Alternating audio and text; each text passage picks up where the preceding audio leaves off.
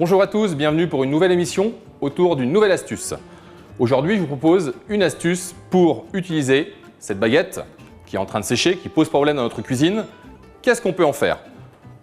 J'ouvre mon frigo, je trouve une tomate, un peu d'ail, des tomates séchées et du jambon. On va donc vous montrer aujourd'hui une astuce pour réaliser une bonne tartine savoureuse, rapide, très efficace pour un bon moment de convivialité avec nos amis.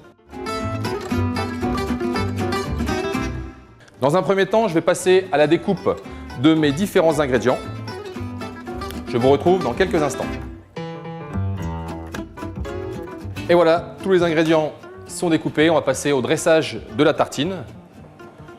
J'ouvre mon pain qui est déjà bien sec et pour l'aromatiser, petite astuce, je le frotte avec une petite gousse d'ail. Alors chez vous, plusieurs possibilités au niveau du garnissage.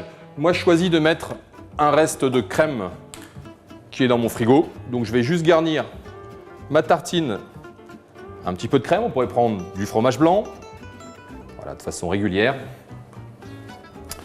Ensuite, au niveau de la garniture, eh bien, nos ingrédients prédécoupés tout à l'heure, un petit peu de tomates séchées,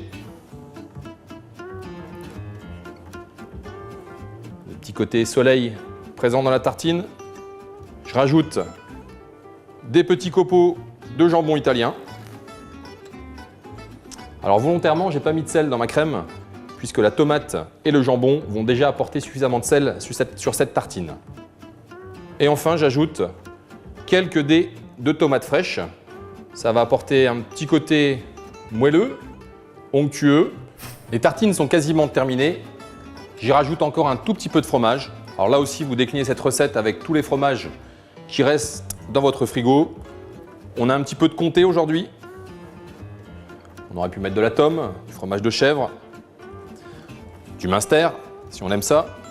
Une fois le fromage posé, on le dépose sur une plaque pour un passage au four, juste pour faire fondre notre fromage. Ça va relativement vite dans un four chaud à 200 degrés, comptez 3 à 5 minutes. Et on se retrouve juste après pour déguster ça ensemble. Fin de la recette et place à la dégustation. J'aime bien rajouter une toute petite touche de basilic frais sur cette tartine. Et je vous invite à partager cette savoureuse tartine avec moi. À bientôt pour une prochaine recette.